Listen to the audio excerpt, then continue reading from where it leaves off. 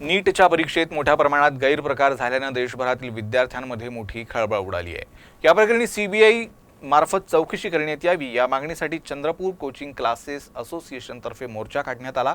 या मोर्चात शेकडो विद्यार्थी सहभागी झाले होते।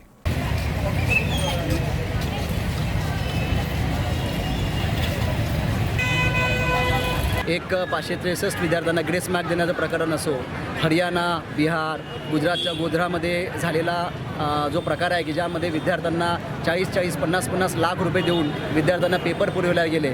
काही ठिकाणी OMR शीट पोरांना ब्लँक ठेवायला सांगण्यात आल्या आणि हे आरोपी सगळे पकडले गेलेले आहेत।